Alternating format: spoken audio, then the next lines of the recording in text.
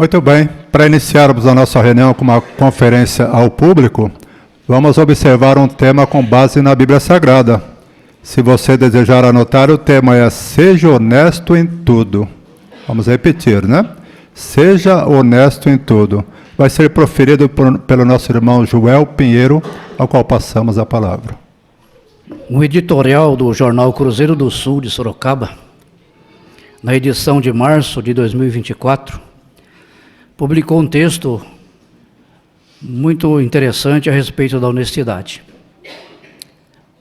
Diz, abre aspas, ela gera confiança, fortalece nossa força de vontade e gera credibilidade perante os outros. Ela também melhora nossa saúde. Contar a verdade e apoiá-la com ações mostra respeito pelo que é certo e uma estima pela integridade ética e moral. A honestidade é um dos principais componentes do caráter e um dos traços mais admirados de qualquer pessoa responsável. Fecha aspas.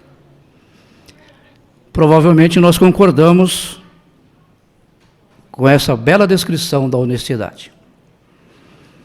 No entanto, é tão triste ver como que hoje a desonestidade é tão comum no mundo em que vivemos. Nós observamos tanta fraude, tanta mentira, tanta corrupção, tanto roubo. Por que isso se dá? A Bíblia Sagrada apresenta um motivo convincente do porquê existe tanta desonestidade no mundo em que vivemos. Vamos considerar juntos a segunda carta a Timóteo, no capítulo 3. Nós vamos ler aqui 2 versículos muito oportunos. Segunda carta a Timóteo, no capítulo 3, versículo 5 e depois o versículo 13. O contexto desses versículos mostra características ruins que seriam como que uma marca registrada dos últimos dias em que vivemos. E entre outras coisas, nós lemos ali no versículo 5 e no versículo 13 de 2 Timóteo, capítulo 3. Diz: e manterão uma aparência de devoção a Deus, mas rejeitarão o poder dessa devoção. Desses, afasta-se.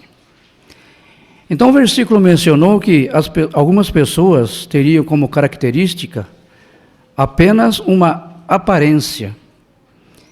Então pessoas que se mostrariam ser o que na verdade não são.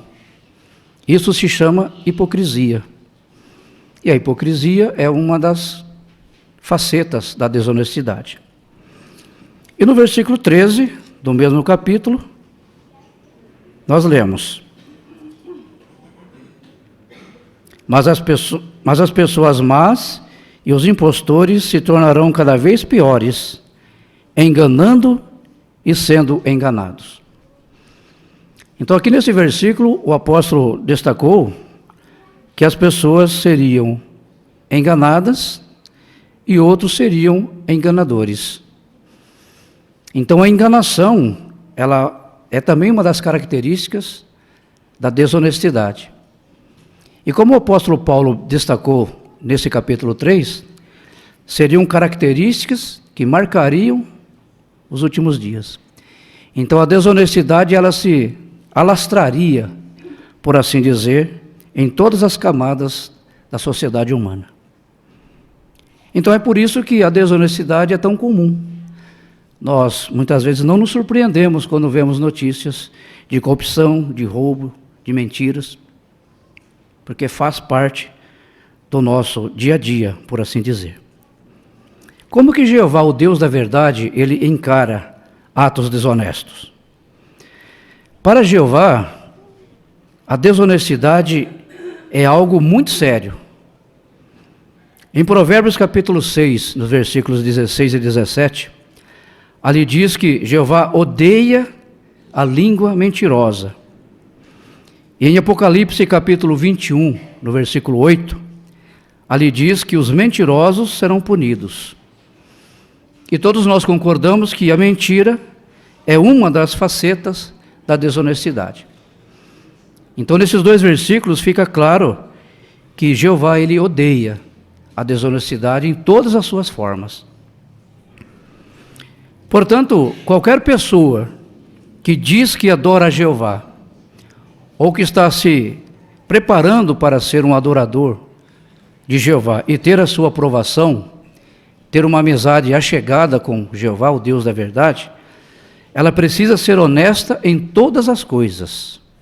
É o que nós encontramos aqui na carta aos Hebreus, no capítulo 13 e no versículo 18.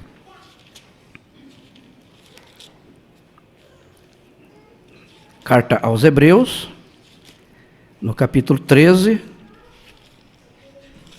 e no versículo 18.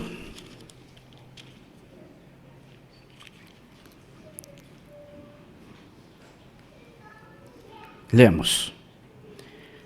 Continuem a orar por nós, pois estamos certos de que temos uma boa consciência, visto que queremos nos comportar honestamente em todas as coisas. Então aqui o apóstolo deixou muito claro que aquele que deseja adorar a Deus de maneira correta e aceitável, ele precisa ser honesto em todas as coisas. Não só em assuntos de grande importância, mas também em assuntos corriqueiros, de menos importância. Precisa ser honesto em todas as coisas. E nós, naturalmente, que queremos dar honra a nosso Deus Jeová, e desejamos, então, imitá-lo nessa questão de sermos honestos.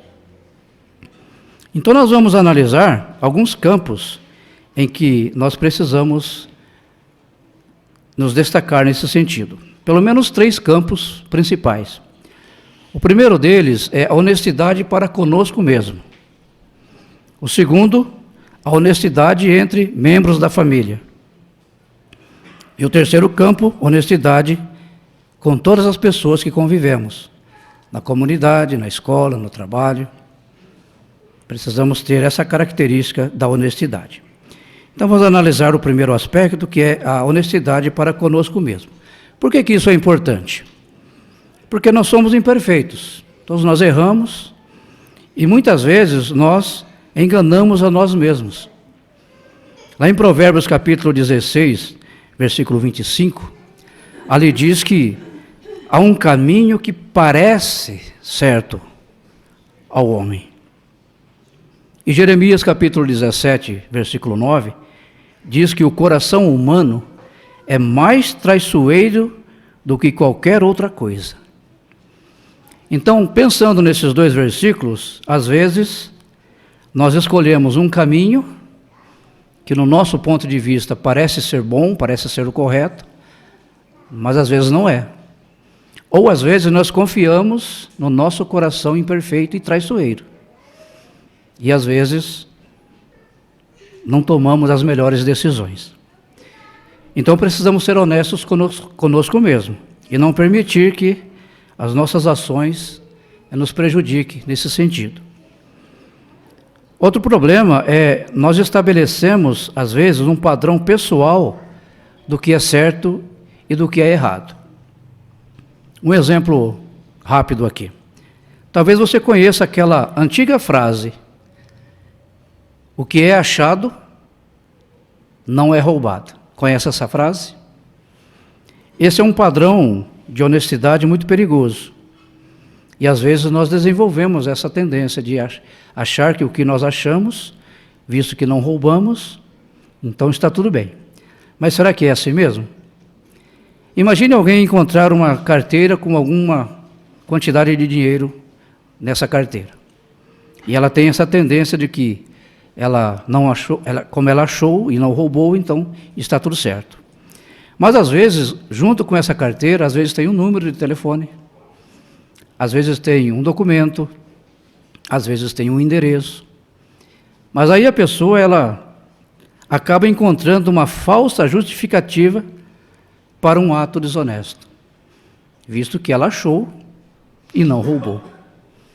Então, naturalmente, é uma armadilha que todos nós, como cristãos, e com interesse genuíno de agradar a Jeová, nós precisamos tomar muito cuidado. Se alguém tiver dificuldade nesse sentido, duas ajudas estão à disposição. Uma delas é a oração. Nós devemos orar para Jeová com sinceridade e pedir para que Ele examine o nosso coração e nos corrija e nos oriente. Foi isso que o salmista fez. Observe no Salmo 139, no versículo 23 e 24, e nós vamos encontrar aqui um pedido emocionante que o salmista fez e que nós também podemos fazer. Aqui no Salmo 139, no versículos 23 e 24. Examina-me, ó Deus, e conhece o meu coração. Sonda-me e conhece as minhas ansiedades. Vê se há em mim alguma tendência prejudicial e guia-me no caminho da eternidade. Que comovente pedido fez o salmista. Ele implorou para que Jeová examinasse o seu íntimo, o seu coração, as suas motivações. E se Jeová encontrasse nele alguma tendência prejudicial, ele pediu que Jeová o corrigisse. Seria honesto de nossa parte também fazer o mesmo pedido a Jeová, caso tenhamos alguma tendência para a desonestidade. Podemos pedir para Jeová, no mesmo contexto: Jeová, por favor, olhe dentro de mim e vê se eu tenho algum traço, mesmo que em pequeno grau, para a desonestidade, e me ajude a corrigir isso. Não tenham dúvidas, irmãos e amigos, que Jeová Deus ficará muito satisfeito com esse pedido sincero. E a segunda ajuda que nós temos, dentro da congregação, são os anciãos, irmãos zelosos, experientes, qualificados para ensinar, para dar conselhos. Então podemos recorrer a este grupo de irmãos e pedir ajuda para eles, caso precisemos. Tiago capítulo 5, versículo 14 e 15, orienta a fazer isso. Se alguém tem alguma dificuldade espiritual, alguma tendência para fazer o erro, chame os anciãos, e esses homens experientes estão à disposição para ajudar segundo a necessidade. Agora vamos analisar a honestidade na família. A honestidade deve ser uma característica de toda a família, especialmente marido e esposa. Não deve existir segredos entre marido e esposa. Eles devem ser abertos e honestos um com o outro. A pessoa que é honesta, casada, homem ou mulher, ela não alimenta sentimentos românticos por outra pessoa. Ela é honesta nesse sentido. E encontramos aqui no Salmo 26, versículo 4, uma orientação muito interessante. Observe, por favor, o Salmo número 26, no versículo 4.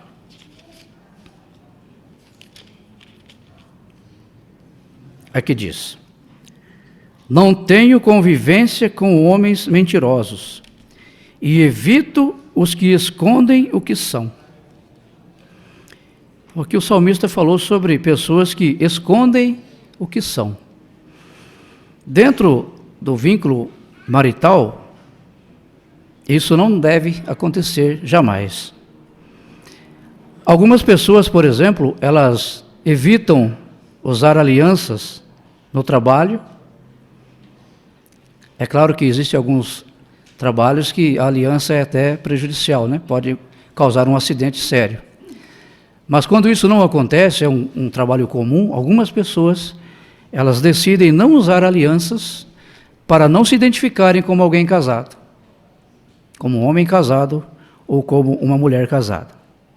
Às vezes, não falam para os seus colegas de trabalho que são casados, às vezes não têm fotos da esposa ou do marido sobre a mesa do escritório, porque, como disse o salmista, às vezes querem esconder o que são. Então isso, dentro de uma família cristã, jamais isso deve acontecer. Mas deve existir a plena honestidade entre marido e esposa. E os pais também precisam ensinar os seus filhos a serem honestos em tudo. E a melhor maneira de fazer isso, muitas vezes não é falando, mas é através de ações. E essa ideia, ela é expressa aqui na Bíblia, em Romanos capítulo 2. Na carta aos Romanos, no capítulo 2, no versículo 21,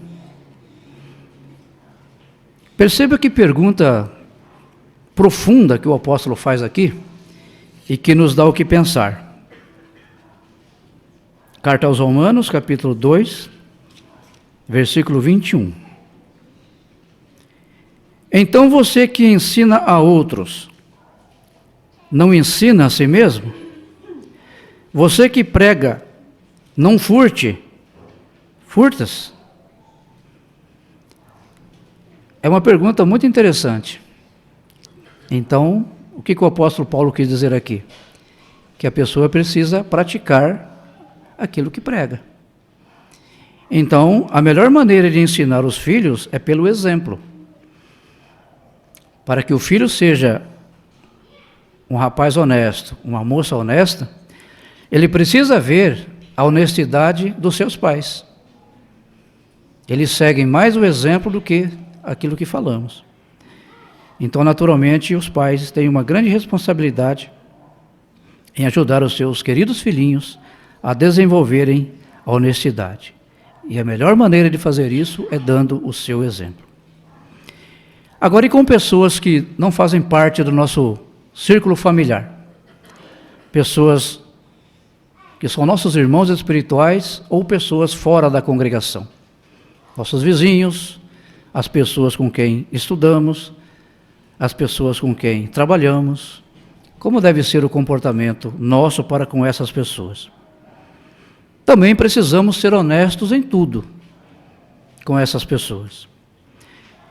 Uma das coisas que evitamos é não contar mentiras, que já vimos que é uma forma de desonestidade, e também não espalhamos fofocas maldosas.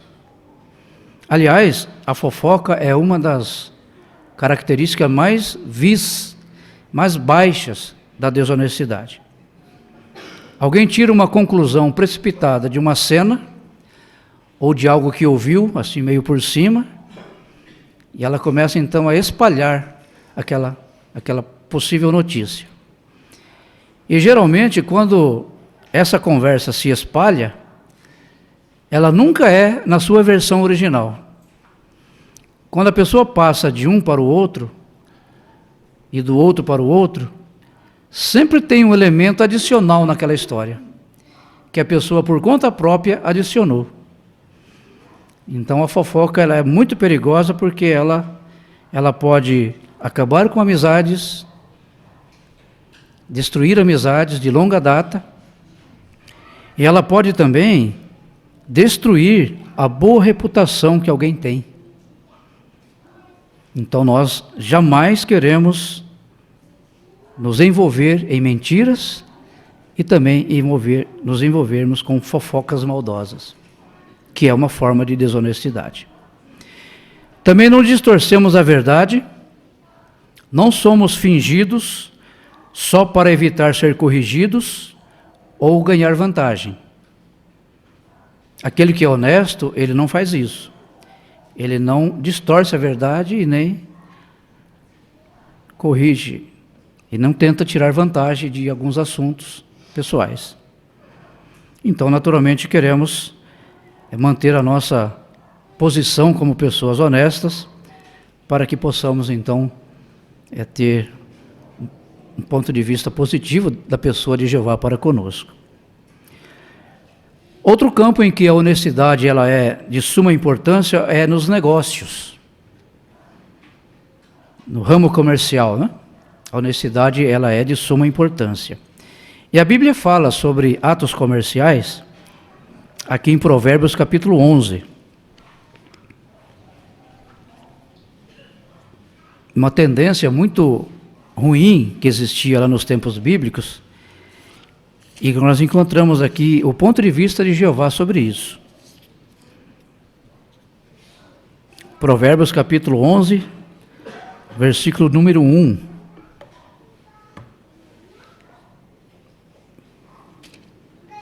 Provérbios 11, versículo 1 diz: a balança desonesta é detestável para Jeová, mas o peso exato é um prazer para ele. Aqui falou da balança desonesta, é detestável para Jeová. Jeová, na época, nos tempos bíblicos, odiava comerciantes desonestos. E nos tempos bíblicos era muito comum os comerciantes usarem dois tipos de peso. Eles usavam um peso para comprar e um peso para vender. Ou então eles ajustavam o braço da balança para que aquele que comprasse menos.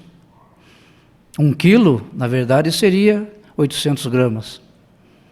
Meio quilo, 300 gramas.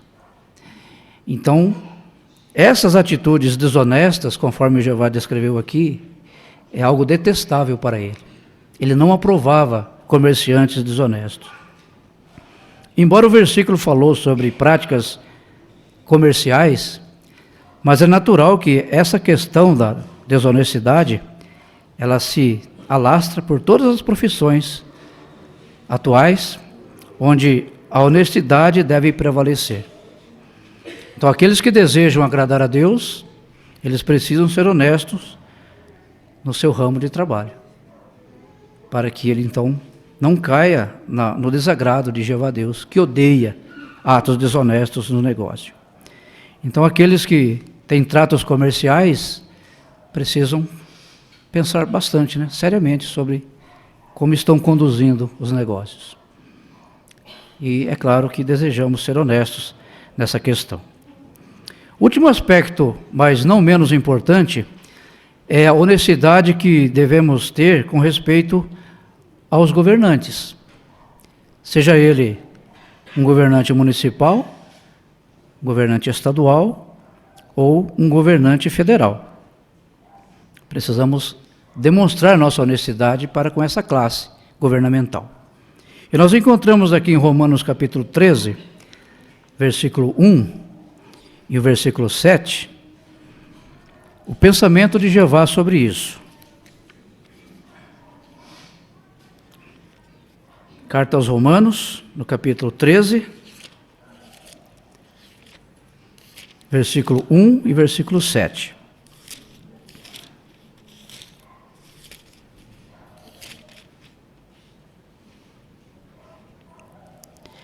Treze, 1 diz: todos estejam sujeitos às autoridades superiores, pois não há autoridade sem a permissão de Deus. As autoridades existentes foram colocadas por Deus em suas posições relativas. Então aqui fala sobre como Jeová encara as autoridades governamentais. Eles existem por permissão de Jeová para trazer uma certa medida de ordem, de lei, e nós precisamos, como diz o versículo, estar sujeitos a essas autoridades. E no versículo 7,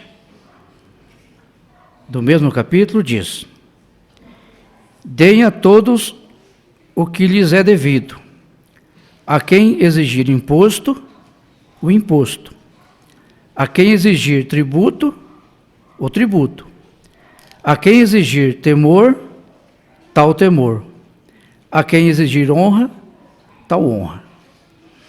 E é claro que o contexto aqui dessas palavras estão relacionadas com o versículo 1, que é os governantes existentes, os governantes humanos existentes. Então precisamos estar sujeitos a eles E conforme diz o versículo, aquilo que eles exigirem, nós precisamos estar dispostos a contribuir, a retribuir o seu pedido. Então nós somos honestos com os governantes quando? Primeiro, quando nós preenchemos um currículo de emprego, nós não mentimos, nem exageramos, mencionando falsas qualificações e experiências profissionais que não temos. É uma forma de sermos honestos. Segundo aspecto, não fornecemos dados falsos para obter vantagens quando preenchemos formulários de imigração, impostos ou seguros. Seguindo aqui a diretriz de Hebreus capítulo 13. E terceiro, nós não oferecemos nem aceitamos suborno de funcionários corruptos. Dessa forma, nós estaremos sendo honestos com os governantes. Conforme nós vimos, o que Jeová exige, de nós, estarmos sujeitos e pagar a eles o que eles exigem de nós. E percebemos que a honestidade, ela é muito importante na vida de uma pessoa, de um cristão, de uma pessoa que deseja agradar a Deus. E como vimos na descrição do jornal Cruzeiro do Sul no início, ela traz muitos benefícios. Benefícios pessoais e benefícios coletivos. Quais são esses benefícios? Quais são as recompensas de sermos honestos? Quando somos honestos, a nossa consciência fica tranquila. Nós lemos lá em Hebreus capítulo 13, versículo 18, o apóstolo Paulo diz: queremos ter uma consciência tranquila, porque nos comportamos honestamente em todas as coisas.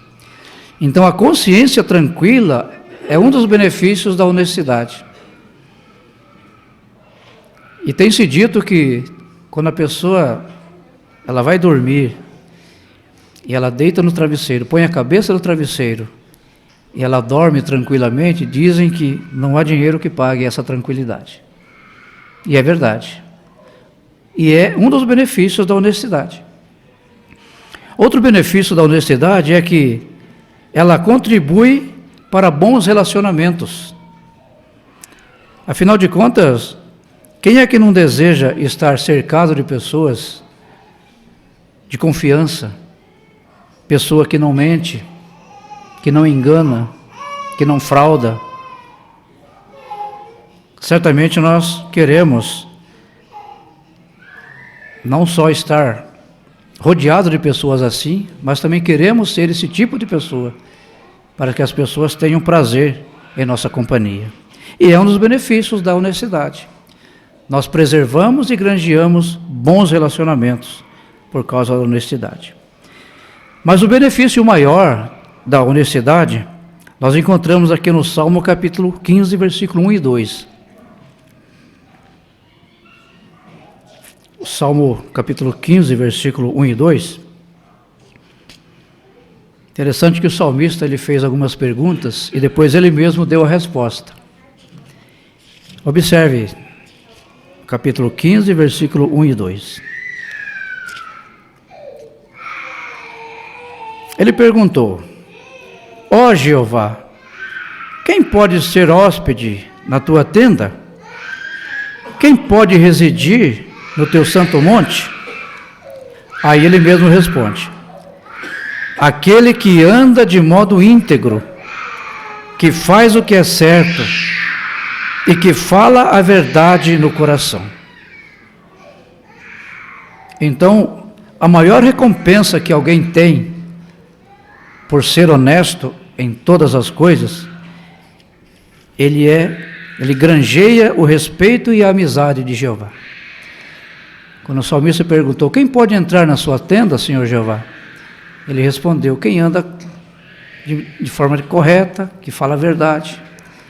Então Jeová aprecia muito pessoas desse tipo. E essa é a maior das recompensas que alguém pode imaginar. Portanto, que todos nós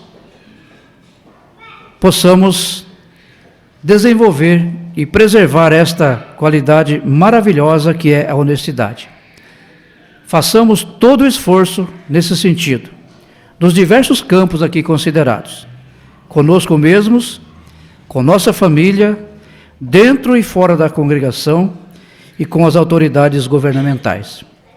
Se nós fizermos isso, nós seremos muito felizes agora e teremos as bênçãos e a aprovação de Jeová, o Deus da verdade. Nesse momento nós expressamos aí os nossos agradecimentos ao nosso Criador, Jeová Deus, por essa provisão maravilhosa, onde podemos assim fazer uma avaliação da nossa honestidade, é mesmo? Também gostaríamos de estender aí nossa gratidão ao nosso irmão Joel Pinheiro, por ter se preparado e proferido, de uma forma que todos nós pudéssemos tirar proveito. Você apreciou essas orientações da parte de Jeová? Acredito que sim, né? Esteja desde já convidado para estar conosco aqui na próxima semana, na próxima reunião de final de semana, onde teremos um novo discurso ao público, mas com um tema diferente. Para darmos início agora, darmos continuidade à nossa reunião com o estudo da revista A Sentinela, vamos convidar o nosso irmão Braz de Paula. Queremos dar boas-vindas a todos os presentes. É um grande prazer estarmos juntos para mais um estudo da revista Sentinela. E como de costume, para iniciarmos essa reunião, preparar o nosso coração, nós iremos entoar um cântico de louvor a Jeová. Assim convidamos os presentes, aqueles que puderem, a ficarem em pé, para juntos nós entoarmos o cântico de número 107. Jeová, o exemplo perfeito de amor, baseado em 1 João 4,19. Vamos cantar todos juntos.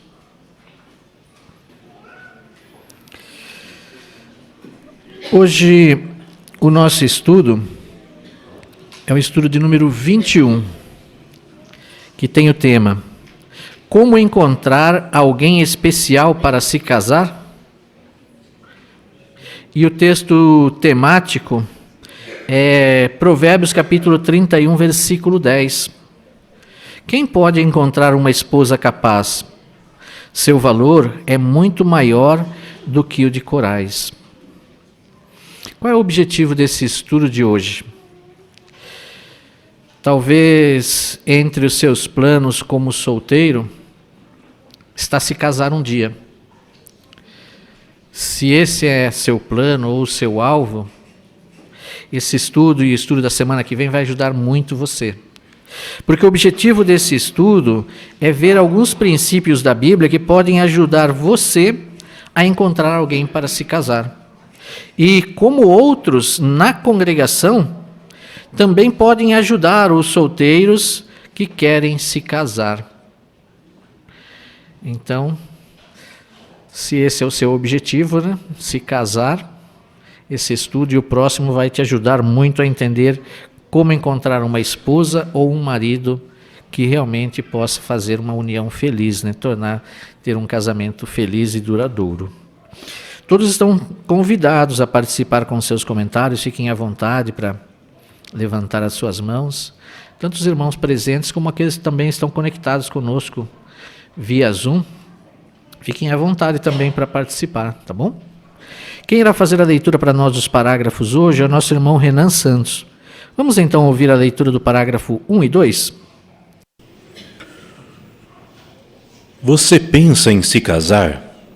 É verdade que para uma pessoa ser feliz, ela não precisa se casar.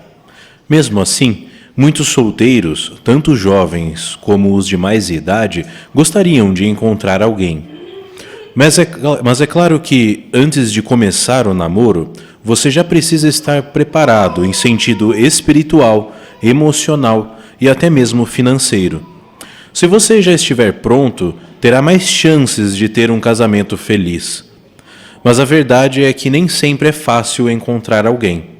E mesmo quando você encontra alguém e gostaria de conhecer essa pessoa melhor, talvez não seja tão fácil assim começar o namoro. Neste estudo, vamos ver o que pode ajudar os cristãos solteiros a encontrar alguém especial e começar o namoro. Vamos ver também como outros na congregação podem ajudar aqueles que querem se casar.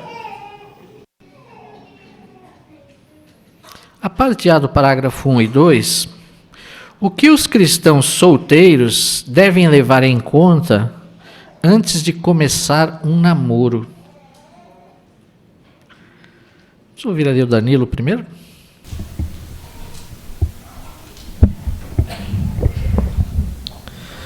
O namoro é a fase que um futuro casal passa para se conhecerem melhor e descobrir se eles vão ser um bom marido ou uma boa esposa. A ideia é que, com o tempo, o namoro ajude você a tomar uma decisão, casar ou terminar o relacionamento. Se estiver pensando que está preparado para namorar, também tem que entender que deve estar preparado para casar. Isso. Obrigado, Danilo. Obrigado pelo seu comentário. Irmã Natália?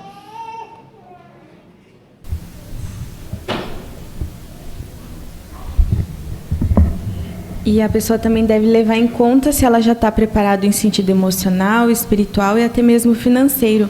E outro ponto importante está no livro de 1 Coríntios 7,36, que a pessoa já esteja além da flor da juventude.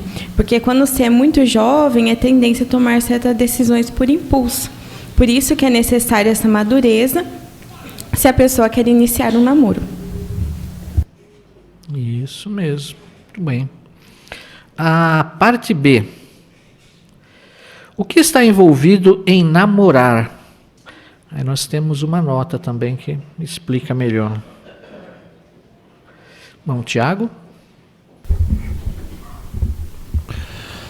O namoro é o período em que o homem e a mulher, eles deixam claro um para o outro que tem interesse.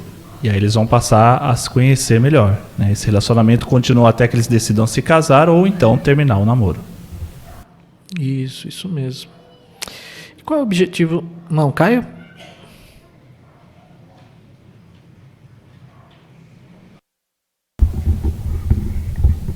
Tem uma ilustração bem interessante nessa matéria que diz que namorar sem ter um objetivo de casar é como ir a uma entrevista de emprego sem ter o objetivo de conseguir um emprego. É bem por aí mesmo, né? Então, qual é o objetivo desse estudo? Pensando nisso, irmão Lopes? Nós vamos ver o que pode ajudar os cristãos solteiros a encontrar alguém especial e começar o namoro. Também, como outros na congregação, pode ajudar aqueles que querem se casar. Isso. Então é nesse sentido que esse estudo vai nos ajudar e ajudar aqueles que desejam se casar, né? Vamos ao primeiro subtítulo? Encontrando a pessoa certa, parágrafo 3. Se você quer se casar, é muito importante saber o que você procura em alguém antes mesmo de começar o namoro. Senão, você pode acabar deixando passar alguém que seria um bom marido ou esposa, ou começar a namorar alguém que não é a pessoa certa para você. É claro que seu futuro namorado ou namorada precisa ser um cristão batizado. Mas isso não quer dizer que só porque uma pessoa é batizada, ela vai ser a pessoa certa. Então, pergunte-se: quais são os meus objetivos na vida?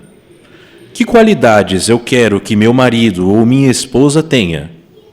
Será que as minhas expectativas são razoáveis?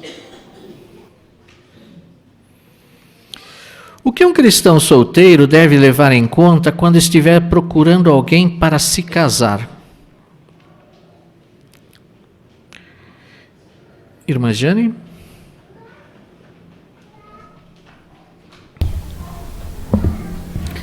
É importante ele levar em conta no que ele realmente está procurando na pessoa para que possa assim começar o namoro. Por que isso é importante, né? Porque senão poderia acabar deixando passar alguém que seria um bom marido, uma esposa, ou até mesmo começar a namorar alguém que não é a pessoa certa. Então, por isso, ele deve-se assim fazer algumas perguntas, né? Quais são os meus objetivos na vida? Que qualidades eu quero que meu marido ou minha esposa tenha? Será que as minhas expectativas são razoáveis? Isso mesmo. Obrigado, irmã. Ainda, irmã Kelly? E um ponto muito importante que tem que levar em consideração é se o namorado ou namorada é um cristão batizado. Isso, esse é um ponto importante, né? Obrigado, irmã. Irmão Renan?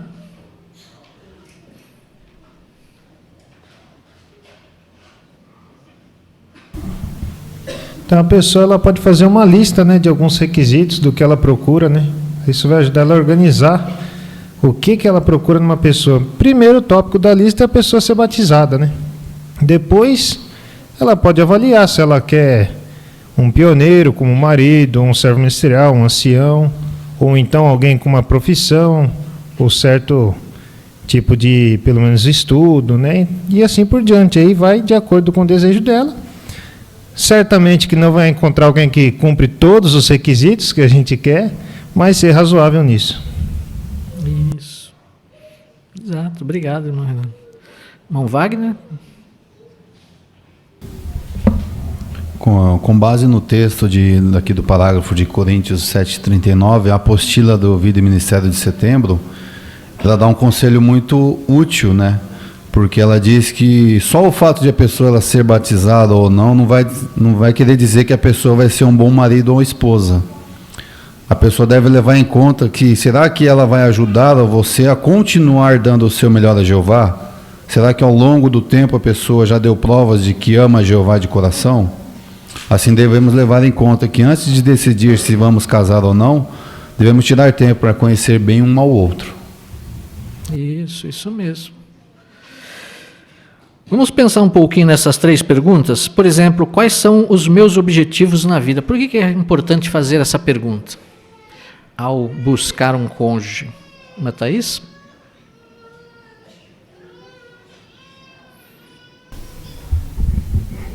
A pessoa tem que ter em mente aquilo que ela tem como objetivo para a vida dela e buscar nessa pessoa alvos parecidos, porque senão o casamento não vai conseguir, a pessoa não vai conseguir se sair bem no casamento. Depois que casar, ela não vai conseguir mudar certas características da pessoa. Isso.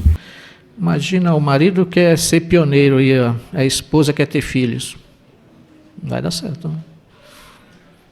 Então, tem que saber quais são os planos, os objetivos na vida. Que qualidades eu quero que meu marido ou esposa tenha? Por que é importante essa pergunta? Bom, Tiago Vecchiato.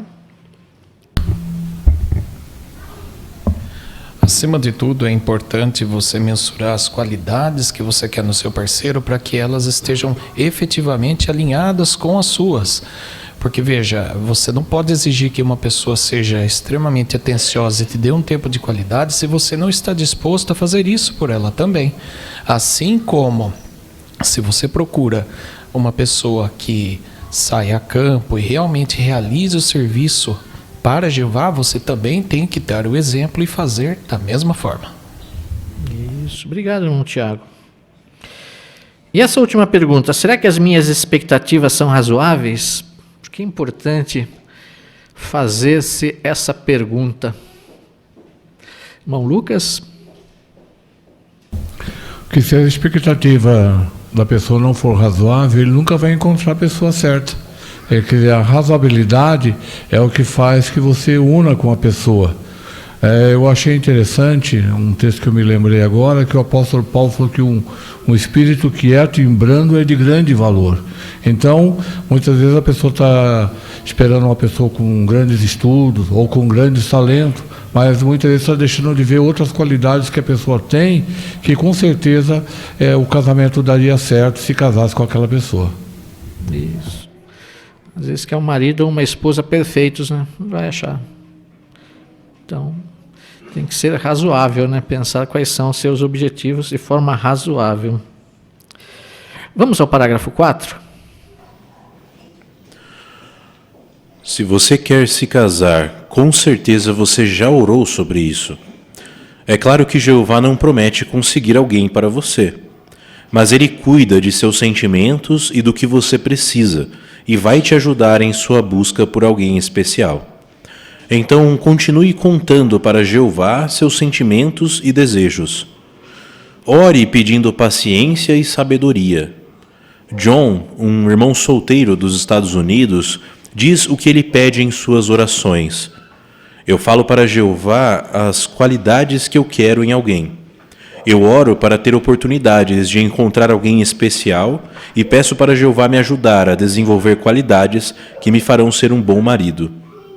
Tânia, uma irmã do Sri Lanka, diz: enquanto não encontro alguém, eu peço para Jeová me ajudar a me manter fiel, feliz e positiva. Mesmo se você tiver que esperar mais tempo do que imaginava, Jeová promete cuidar das suas necessidades físicas e emocionais. O que alguns incluem em suas orações? A jovenzinha aqui no colo da Kaline. Ajuda para achar alguém especial. Bem, obrigado pelo seu comentário. Irmã Lércia?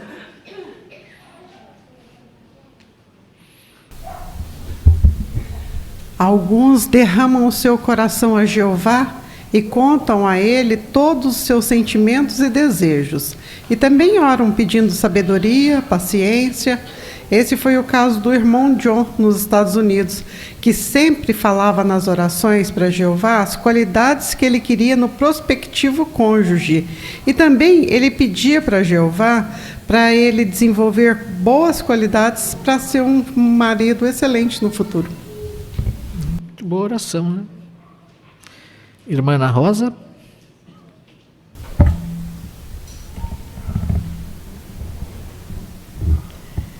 Essa outra irmã, Tânia, ela disse que enquanto ela não encontrava ninguém, ela pedia para que Jeová a ajudasse a manter a sua fidelidade e que fosse feliz e positiva.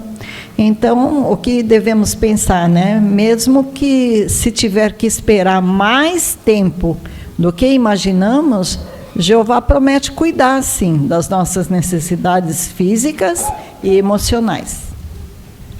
Isso, obrigado, irmã Ana Rosa. Irmã Vânia, na sala B.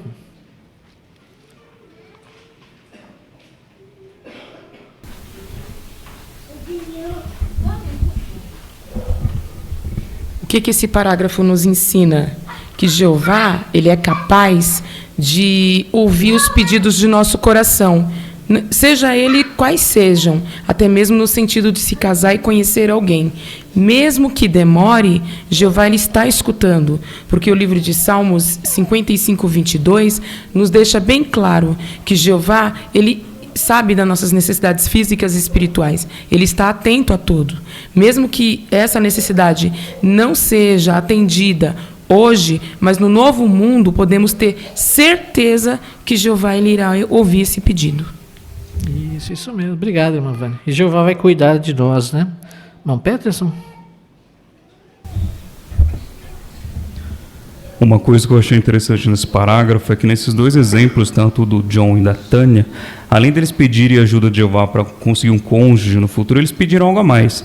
Por exemplo, o John, ele pediu ajuda para desenvolver qualidades que farão dele um bom marido no futuro. A Tânia, no caso, ela pediu para que Jeová ajudasse a se manter fiel, feliz e positivo enquanto ela não encontrasse alguém. Então, realmente, a gente vê que esses dois exemplos demonstram uma grande sabedoria no pedido que eles fazem a Jeová. E isso está de acordo com o livro de Tiago, 1:5, que diz que se por acaso precisarmos de sabedoria, devemos pedir a Jeová. Então, com certeza, esses dois exemplos fizeram isso e eles são de grandes exemplos para nós, pois eles demonstram uma grande espiritualidade. Isso mesmo. Obrigado, irmão Peterson. Vamos ao parágrafo 5. A Bíblia nos incentiva a ter sempre bastante para fazer na obra do Senhor. Se você estiver ocupado no serviço de Jeová e passar tempo com diferentes irmãos e irmãs, além de fazer bons amigos, você vai conhecer outras pessoas solteiras que, como você, têm o objetivo de servir a Jeová. E para completar, você vai se sentir muito feliz ao fazer seu melhor para agradar a Jeová. Antes da pergunta, vamos abrir nossas Bíblias aqui na primeira carta aos Coríntios, capítulo 15, versículo 58. Primeira carta aos Coríntios, 15, 58. Vamos pedir para a irmã Andréia ler para nós? Portanto, meus amados irmãos, sejam firmes, inabaláveis, e tenham sempre bastante para fazer na obra do Senhor, sabendo que o seu trabalho árduo no Senhor não é em vão. Obrigado, irmã Andréia. Que oportunidades os solteiros têm para encontrar alguém que ama a Jeová?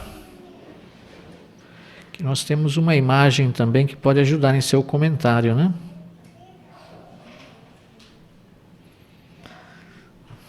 Irmão Oswaldo?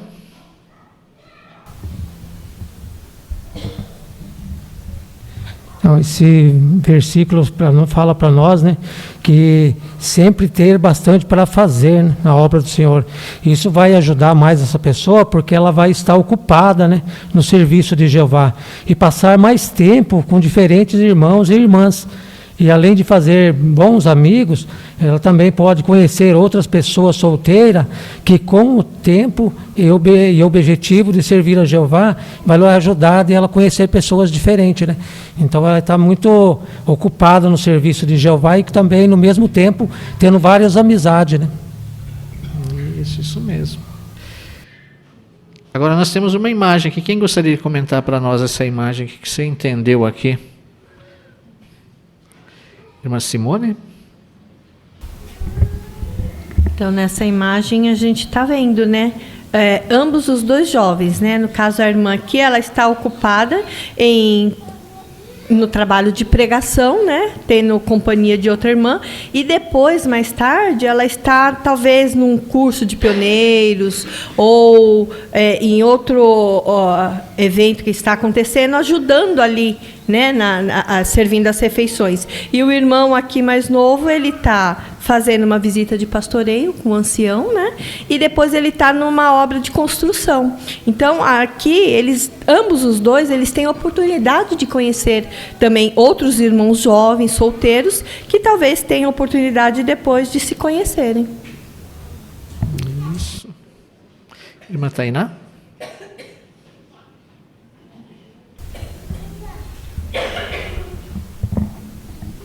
É interessante na imagem aqui do irmão nessa visita de pastoreio, né, o irmão jovem, que ele está aqui com o ancião provavelmente aconselhando um casal, né, que já é mais velho, então ele pode até ser edificado com relação ao desejo dele também de se casar, né. E ali, provavelmente, como a irmã comentou, nessa manutenção ali, né, ele está um pouco mais ao fundo dessa irmã que também expressa o desejo de se casar. Então, pode ser que eles até se encontrem em certo momento, né? Então, é bem interessante. Talvez foi ali que tudo começou, né? Nós vamos ver a sequência dos eventos, né? Vamos ao parágrafo 6. Mas tenha cuidado. Não deixe que esse assunto se torne a coisa mais importante da sua vida. Ser feliz não depende de você ser solteiro ou casado, mas sim de sua amizade com Jeová. Enquanto estiver solteiro, você vai ter mais chances de fazer coisas no serviço a Jeová. Então, use seu tempo do melhor modo possível. Jéssica, uma irmã nos Estados Unidos que se casou quando tinha quase 40 anos, diz: antes de me casar, eu tentei me concentrar bastante no ministério. E isso me ajudou a continuar feliz, mesmo quando eu queria me casar e ainda não tinha encontrado alguém. O que os solteiros precisam se lembrar enquanto procuram alguém para se casar?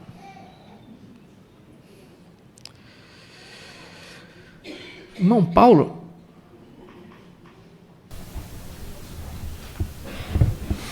Os solteiros precisam se lembrar que só porque pensam em se casar, eles não devem tornar esse desejo o objetivo principal de suas vidas.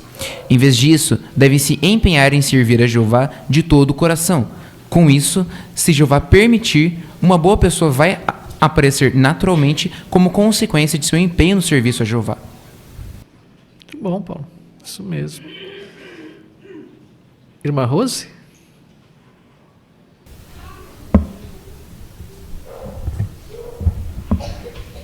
em Mateus 5,3, Jesus deixou bem claro isso, que para a pessoa ser feliz, ela precisa ter consciência da sua necessidade espiritual. Então, depende da amizade dela com o Jeová. E conforme mostra o exemplo dessa irmã, que de 40 anos, ela falou que antes de me casar, eu tentei me concentrar bastante no ministério. E isso me ajudou a continuar feliz, mesmo quando eu queria me casar e ainda não tinha encontrado alguém. Então, ela comprovou que realmente a felicidade depende da amizade dela com Jeová e aproveitar a oportunidade para dar mais no ministério. Isso. Isso está de acordo com 1 Coríntios 7, 32 e 33, né? Bom, Caio?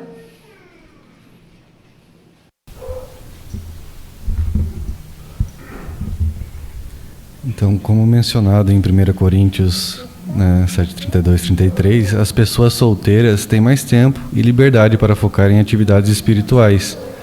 Então, elas devem aproveitar esse momento, pois caso decidam se casar, terão outras preocupações. Isso mesmo. Talvez venham os filhos, venha mais responsabilidade, né? Então não vai conseguir focar tanto no tempo integral, na pregação, quanto um solteiro, né? Pode fazer mais no ministério. Muito bom. Vamos ao próximo subtítulo. Tire tempo para observar, parágrafo 7. E se você se interessar por alguém, será que você já deveria ir se declarando? A Bíblia diz que a pessoa sábia pensa antes de agir. Então, seria sábio observar a pessoa de modo discreto por um tempo antes de falar com ela. Andrew, da Holanda, diz: os sentimentos podem aparecer, mas também desaparecer rápido. Se você tirar um tempo para observar alguém, você não vai começar um namoro só por empolgação. Além disso, enquanto você observa a outra pessoa, talvez perceba que vocês não combinem tanto assim. Antes da pergunta, vamos abrir nossas Bíblias no livro de Provérbios, capítulo 13, versículo 16. Provérbios 13, 16. Vamos pedir ali, é a Mariana, né? O homem prudente age com conhecimento, mas o tolo expõe sua própria tolice. Obrigado, irmã Mariana. A pergunta do parágrafo 7, por que é bom observar uma pessoa antes de falar com ela?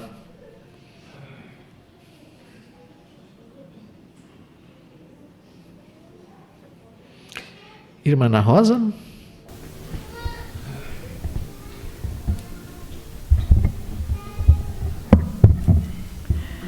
Porque a Bíblia menciona que a pessoa sábia, ela pensa antes de agir.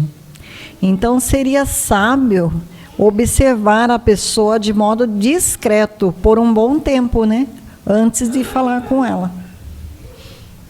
Muito importante essa palavrinha, né? Discreto. Nós vamos entender mais à frente sobre isso, né? Linda Lauren?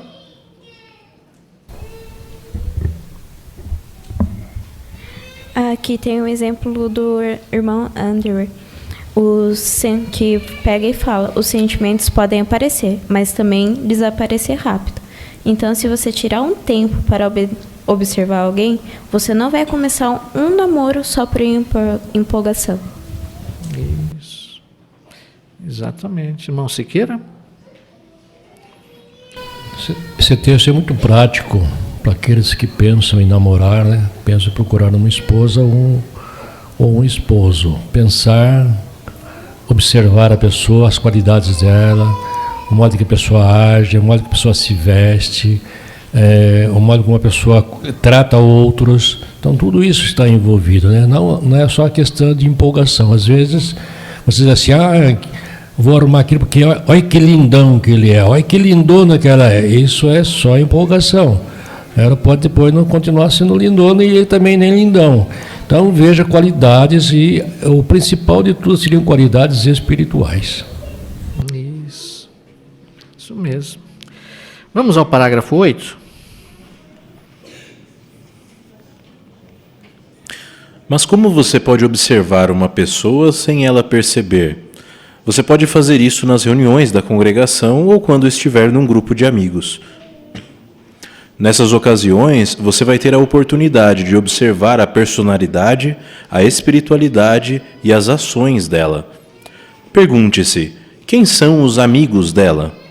Sobre o que ela conversa? Os nossos alvos são parecidos? Você pode falar com os anciãos da congregação dessa pessoa ou com um cristão maduro que a conhece bem. Você também pode perguntar para outros que reputação ela tem e quais são suas qualidades. Mas lembre-se de não ficar o tempo todo ao redor da pessoa a ponto de invadir a privacidade e não respeitar os sentimentos dela. Como alguém solteiro pode observar outra pessoa? Ainda não me lembro o seu nome. Aqui na frente. Traz a Kaline. Nas reuniões ou quando estiver num grupo de amigos. Obrigado, isso mesmo. Aqui nós temos essa imagem que pode nos ajudar também. Quem gostaria de comentar para nós essa imagem?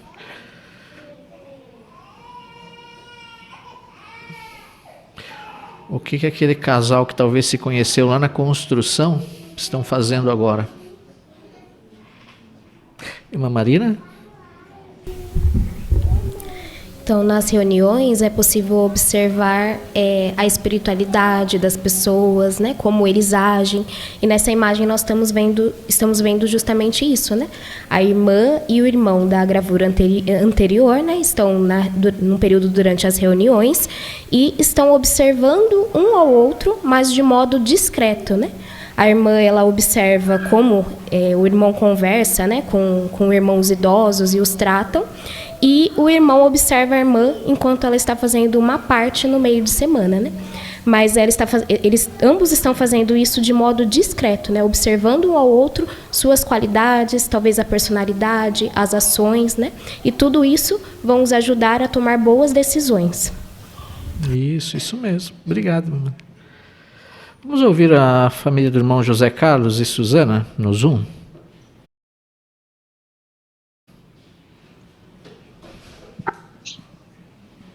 Então, aqui fala do exemplo de Ruth no parágrafo, né?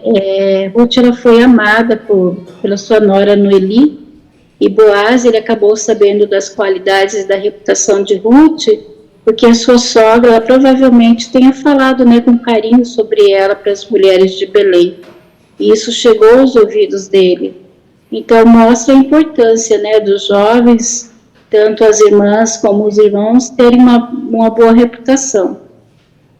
Isso mesmo. Obrigado, irmã Suzana.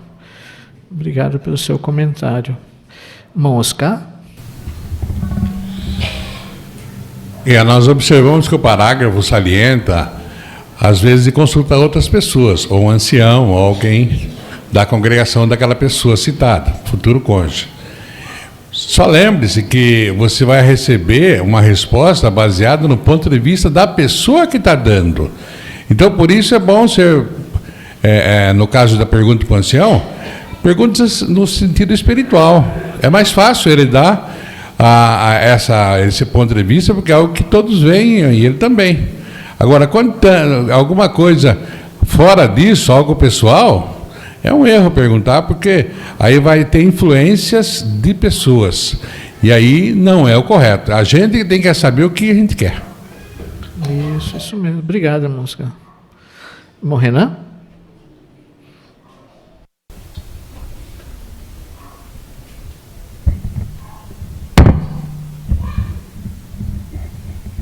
E aí a gente vê até que eles foram um no salão do reino do outro, né?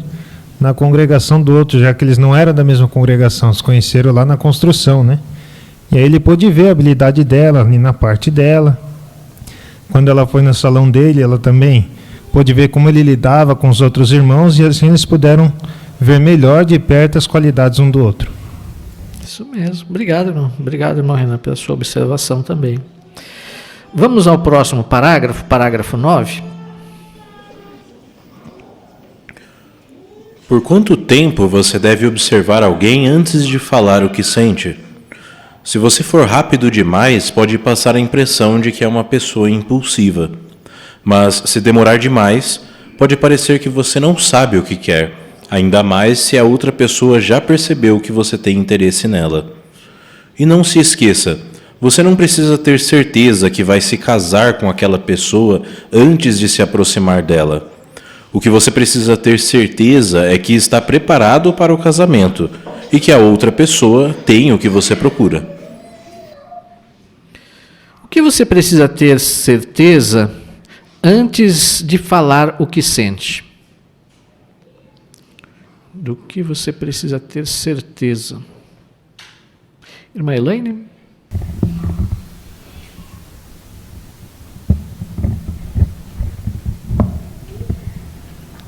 Tem que ter certeza se está preparado, né, para o casamento e se a outra pessoa tem aquilo que você procura, né? Porque no namoro, né, que eles vão ter a oportunidade de se conhecer melhor, né? Como diz aqui, não precisa ter certeza que vai se casar com aquela pessoa, né?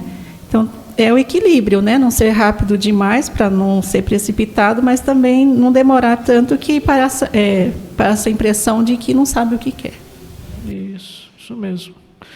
Talvez mesmo você achando que a pessoa tem todas as qualidades que você deseja, quando começa a se conhecer, quando começa a namorar, talvez não dá certo, né? Talvez por uma circunstância ou outra, os dois percebem que não dão certo juntos. Então, mas o importante é seguir esses passos, né?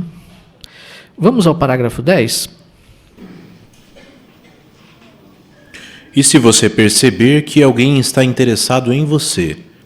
Se você não tiver interesse, deixe isso bem claro pelo seu modo de agir. Não seria nada bondoso da sua parte deixar a outra pessoa pensar que existe chance de haver um relacionamento entre vocês, se não é isso que você quer. O que você deve fazer se perceber que alguém está interessado em você, mas você não sente o mesmo?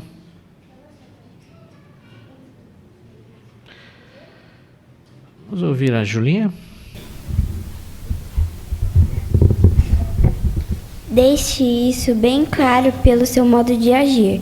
Não seria nada bondoso da sua parte deixar a outra pessoa pensar que existe chance de haver um relacionamento entre vocês, se não é isso o que você quer. Isso mesmo. Obrigado, Julinha. Ainda, irmão Tiago?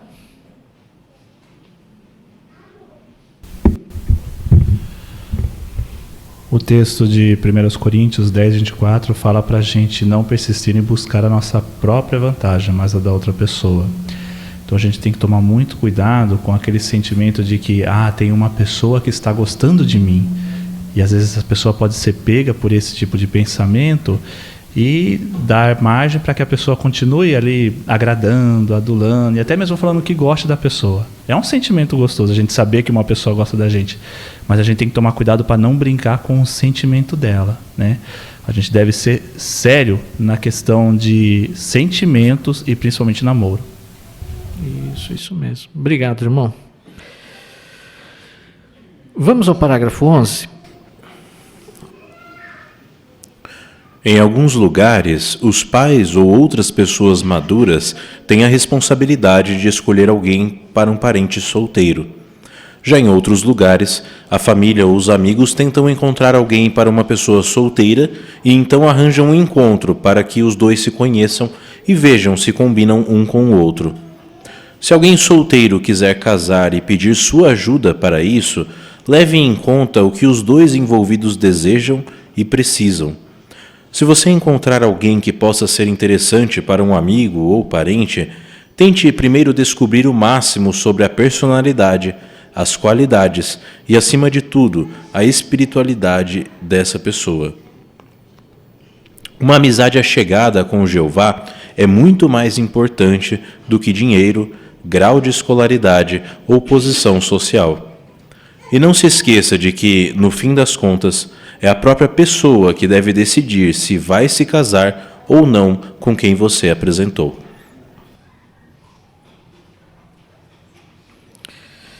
Se um solteiro pedir sua ajuda, o que você deve levar em conta?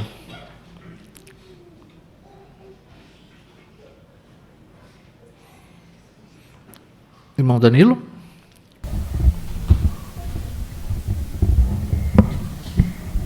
se algum irmão solteiro quiser casar e pedir ajuda para isso, a gente deve levar em conta que os dois envolvidos desejam e precisam. Se encontrar alguém que seja interessante para um amigo e parente, a gente tem que descobrir o máximo sobre a personalidade, as qualidades e, acima de tudo, a personalidade da pessoa. E a gente não pode esquecer que a gente não pode forçar um irmão a namorar uma irmã, pois, igual Gálatas 6:5 diz, que cada um levará a sua própria carga. Então, é a própria pessoa que deve decidir se vai casar ou não com quem você apresentou. Isso mesmo. Obrigado. Irmão Gustavo?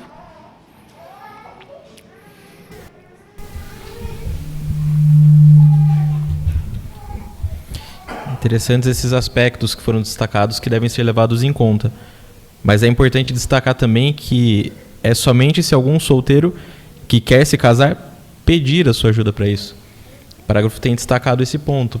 É importante porque talvez a pessoa não peça, talvez ela não queira. Então, se esse for o caso, não seria amoroso, não seria bondoso ficar tentando ajudar a pessoa a encontrar alguém. Então, somente se a pessoa pedir ajuda, deve ser dada essa ajuda. Isso mesmo. Irmã Amanda?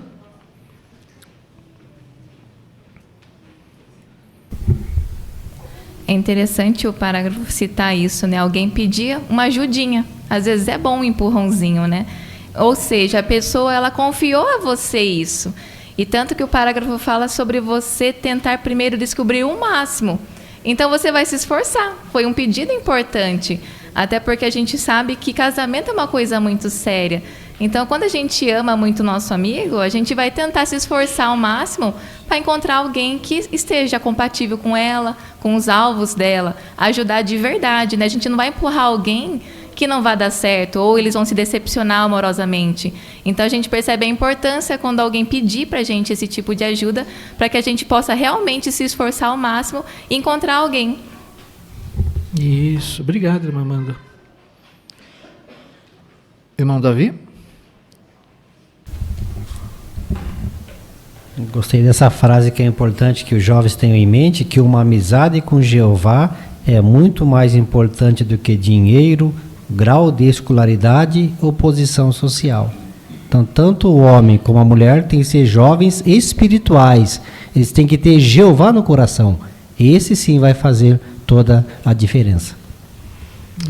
Isso mesmo. Bem. Irmão Renan?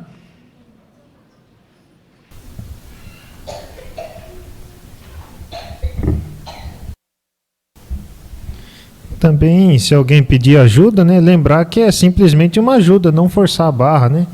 A gente tem que deixar acontecer entre eles ali, apresentou uma vez, depois é por conta deles, né? Quem vai escolher com quem vai casar são eles, e não, a gente não vai forçar isso, incutir o desejo na pessoa, porque isso aí realmente vai ser o problema deles depois. Isso. Às vezes a gente arruma um problema para os outros, né? A gente olha para dois irmãozinhos, dá um irmão e uma irmã, a gente pensa assim, olha, aqueles dois ali combinam. Vou arrumar um jeito de juntar os dois. Só que lá na frente dá uma desgraça. Quem é o culpado? Então a gente tem que pensar muito nisso, né? Se pediu ajuda, a gente tem que avaliar se realmente é o melhor caminho, né?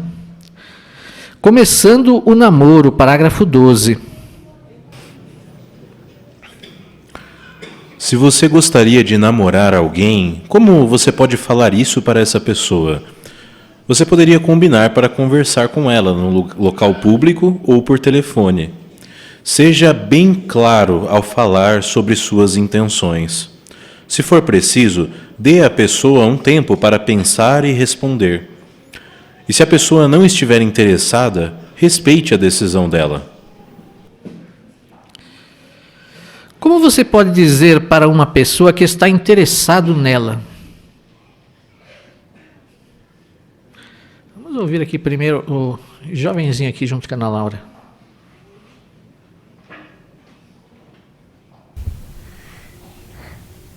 Seja bem clara. Obrigado. Laurinha?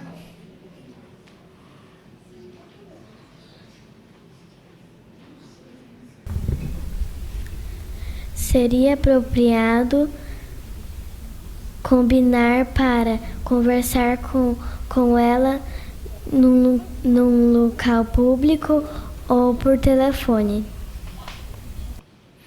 Tudo bem, Laurinha, isso mesmo. Mas isso lá quando tiver idade, né? Irmão Gabriel?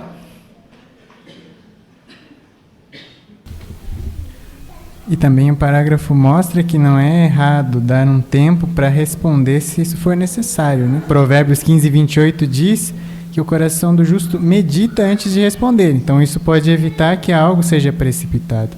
E é importante respeitar a decisão se a pessoa demonstrar que também não está interessada.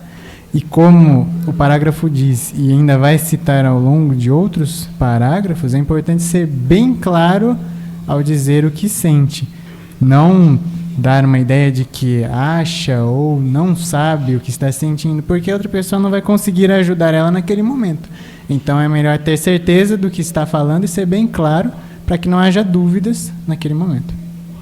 Isso, é bem transparente, né? Irmão Otávio?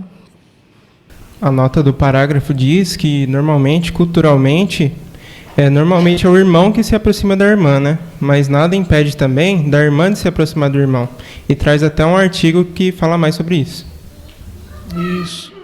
Nossa cultura funciona assim, né? Geralmente é o irmão, né? Mas se a irmã quiser tomar a dianteira também, não tem problema, né? Irmã Jane?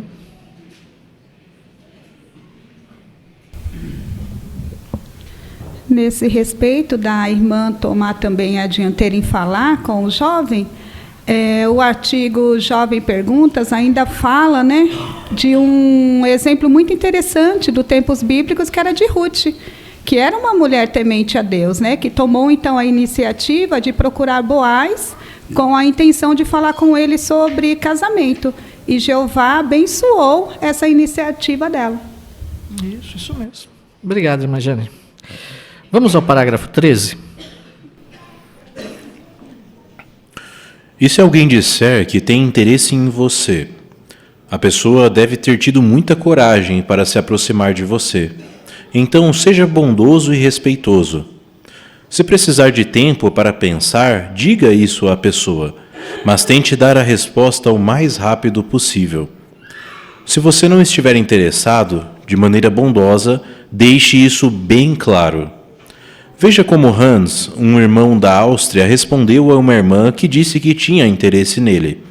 Ele conta: eu respondi logo e fui bem claro sobre a minha decisão, mas fiz isso com jeito. Também comecei a prestar atenção em como eu agia, porque não queria dar falsas esperanças para ela. Por outro lado, se a sua resposta for sim, fale sobre seus sentimentos e o que você espera do namoro. Sua ideia de namoro pode ser diferente do que a outra pessoa pensa, dependendo da cultura e de outros fatores. Antes da pergunta, vamos abrir nossas Bíblias na carta aos Colossenses, capítulo 4, versículo 6. Vamos pedir para o irmão João Davi ler para nós.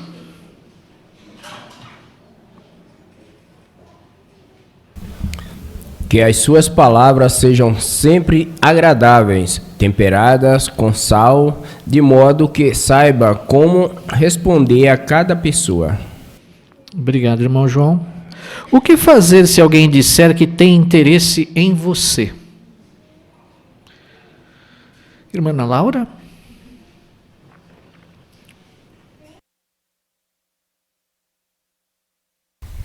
Ao se aproximar de uma outra pessoa, né, que é a pessoa que quer demonstrar um interesse, ela precisou de coragem.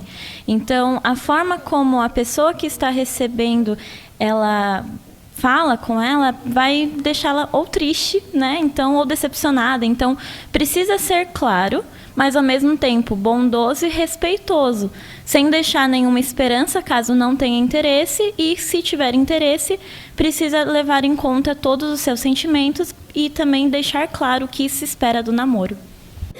Isso mesmo. Pensar que se uma pessoa chegou na outra pessoa, né, para expressar seus sentimentos, ela gosta muito da outra pessoa, né? Ela teve coragem de chegar nesse ponto. Então, pensando nisso, o que as palavras de Colossenses 4:6 devem ajudar a outra pessoa a fazer, caso não seja de interesse dela, né? Aquele namoro. Irmão Benfica?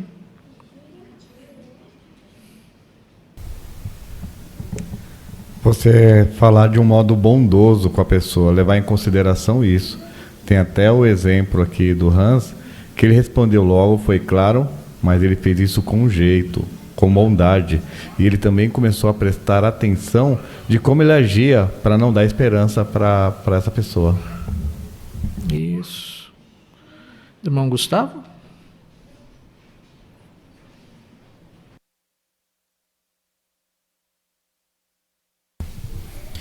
Nesse parágrafo, de novo, em negrito, a expressão bem claro. Envolve dar uma resposta de uma maneira que não deixe margem para interpretação. Mas sempre lembrando que não de uma maneira ríspida. Não, nunca, de jeito nenhum, não é essa a ideia. Então, de uma maneira bondosa, porém clara, sem deixar margem para interpretação. Isso mesmo. Não abre, né? E o parágrafo cita aqui também que talvez para você dar uma boa resposta, né, bondosa, você precise de tempo, né?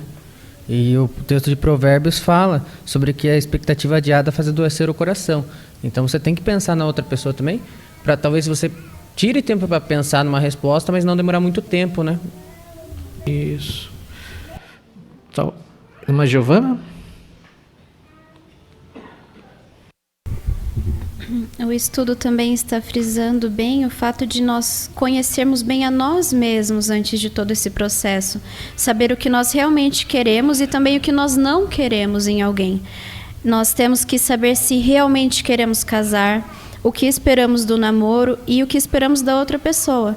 Para saber as qualidades que nós queremos em alguém, nós primeiro precisamos conhecer as nossas qualidades e os nossos defeitos. Porque, por exemplo, se eu sei que eu sou uma pessoa com menos paciência, eu preciso buscar alguém que tenha mais paciência para me ajudar. Então, por isso, o parágrafo aqui citou para falar abertamente sobre os seus sentimentos e o que você espera do namoro para outra pessoa. Mas, primeiro, nós precisamos saber exatamente o que nós queremos e nos conhecer bem.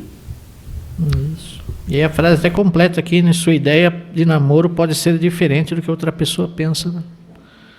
Talvez você tenha uma ideia que o namoro seja de um jeito, mas a outra pessoa, então, mesmo tendo sentimento pela outra pessoa, gostando da outra pessoa, talvez não vai dar certo, né?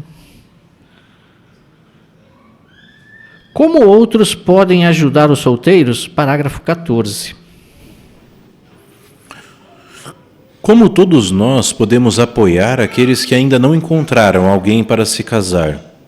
Uma maneira é por tomar cuidado com o que falamos. Podemos nos perguntar: será que eu fico brincando com aqueles que querem se casar? Quando vejo um irmão e uma irmã solteira conversando, será que eu logo penso que eles querem namorar? Além disso, não queremos que os solteiros sintam que há algo de errado com eles só porque ainda não se casaram. Hans, mencionado antes, diz: alguns irmãos falam: por que você não se casa? Você já está passando da idade. Isso faz os solteiros se sentirem mal e só aumenta a pressão sobre eles. É muito melhor procurar oportunidades para elogiar os solteiros.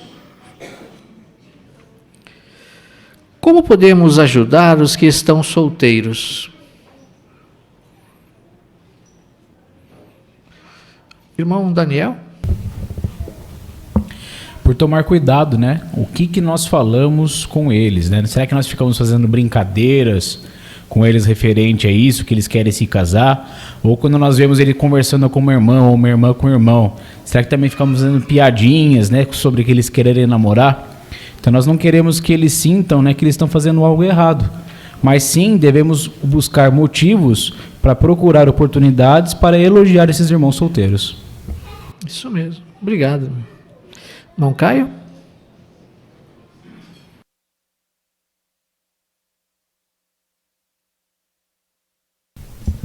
E o apóstolo Paulo nos aconselha lá em 1 Timóteo 5,13 a não nos tornarmos tagarelas, né, para a gente não se intrometer nos assuntos dos outros, falando coisas que não devemos.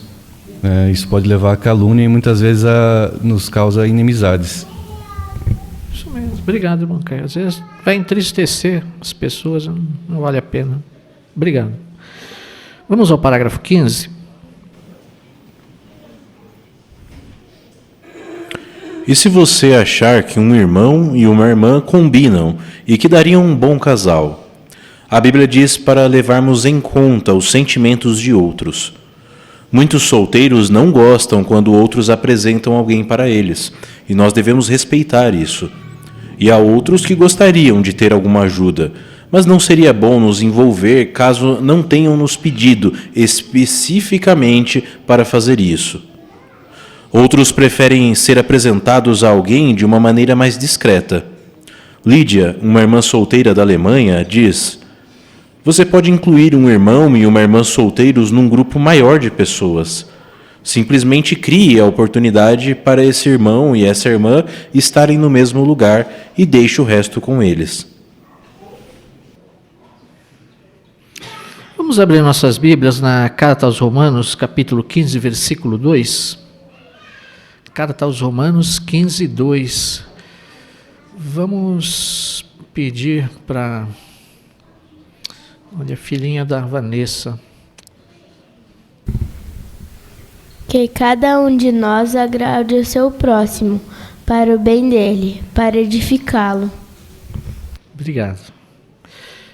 Parte A. Antes de ajudar um solteiro a encontrar alguém, o que deveríamos levar em conta? Irmã Carol? Nós precisamos levar em conta os sentimentos deles, né? Às vezes eles nem querem nossa ajuda e às vezes a gente acha que está querendo ajudar. Mas muitos solteiros, eles não gostam que outras pessoas apresentem alguém para eles. E nós devemos respeitar isso. Talvez ali no momento eles não querem encontrar alguém e não querem que ninguém apresente alguém para eles. Então é importante ter respeito por eles. Isso. O que provavelmente aconteceu nessa imagem? Gostaria de comentar para nós essa imagem? E de acordo com esse parágrafo, o que foi que provavelmente aconteceu ali? Bom, Rafael? É uma demonstração do que a irmã propôs aqui, né? A experiência de um grupo maior, para que assim aqueles que são solteiros possam se conhecer. Essa é muito apropriado porque a pessoa, quando ela tem interesse, ela não está fazendo nada de errado, né? Mas quando os outros ficam pondo pressão, talvez fazendo um arranjo, poucas pessoas, ela vai ficar incomodada, né? Porque ela pode acabar achando que estão falando a respeito dela pelas costas. Então essa ideia da foto aí é muito apropriada, muito amorosa, né? Isso. Talvez até tenha pedido, né, pro anfitrião, um dos dois tenha pedido, né, uma ajudinha, né? A parte B, que pontos do vídeo você mais gostou? Agora, referente ao vídeo que está descrito aqui, né? Qual o ponto que você mais gostou? Ricardinho?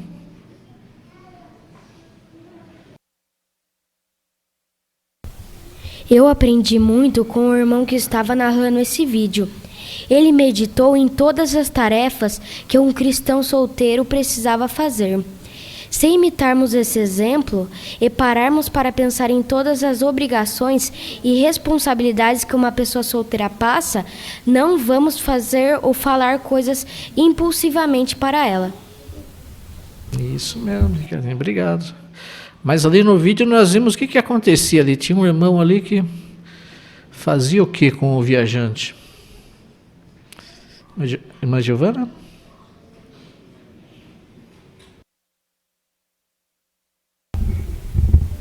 Ficava o tempo todo querendo empurrar alguma irmã para cima dele. E aí o vídeo mostrou que às vezes nós cometemos o erro de ver uma pessoa solteira como alguém que precisa desesperadamente casar. Ainda mais se essa pessoa for um adulto mais velho. E aí nós só conseguimos enxergar isso na pessoa. E isso pode mudar o jeito como vemos a pessoa, as qualidades dela, os sentimentos, e focar só nessa parte. E às vezes nem a própria pessoa está tão preocupada em encontrar alguém para casar. Isso mesmo. O irmão lá às vezes ficava até meio sem graça, né? Pô. Vamos ao parágrafo 16. Todos nós, casados ou solteiros, podemos ter uma vida muito feliz. Então, se você quer se casar e ainda não encontrou alguém, continue focado no seu serviço a Jeová. Uma irmã de Macau, chamada Xin Yi, diz: o tempo que você ficar solteiro agora não é nada comparado com o tempo que você vai passar com o seu marido ou esposa no paraíso. Então, aproveite bem esse tempo. Mas e se você já encontrou alguém e começou a namorar? No próximo estudo, vamos ver como ter um namoro que ajude você a tomar uma boa decisão.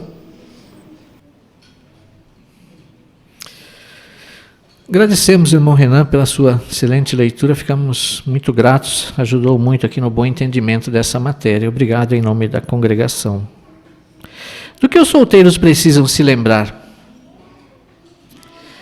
Irmã Adelaine?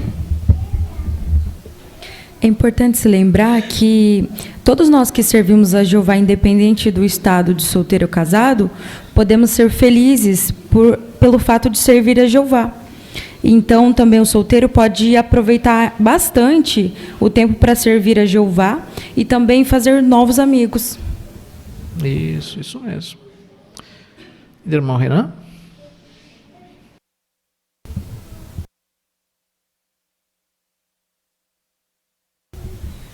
Uma vez eu trabalhei com uma irmã que ela tinha a mesma opinião aqui da Sinhi. Ela até falou assim: eu não estou preocupado agora em ficar solteira, que por mais que esse sistema dure e eu viva aí uns 80 anos, o que é 80 anos comparado à eternidade? E ainda lá no paraíso eu vou conseguir um marido perfeito, que é que eu não vou, né? Então, achei bem legal essa opinião da irmã e é a mesma aqui da irmã do parágrafo. Isso. Obrigado, irmão Renan. Agora, se você já começou um namoro, o próximo estudo vai ajudar muito nesse sentido, né? Nós vamos ver como ter um namoro que ajude você a tomar uma boa decisão no próximo estudo. Agora, como você responderia? O que você pode fazer se estiver à procura de alguém especial para se casar? Irmão Júlio? Então vemos que primeiro o solteiro ele precisa saber antes que tipo de pessoa ele quer. E depois procurar saber seus objetivos e qualidades. Depois orar para Jeová ajudar nessa escolha importante. E enquanto isso, ele se concentra no mais importante, de se manter ocupado no serviço de Jeová. Que com certeza ele terá muitas oportunidades para conhecer alguém que a irmã ou o irmão está procurando. Isso mesmo. Antes de começar o namoro, por que seria sábio observar a pessoa?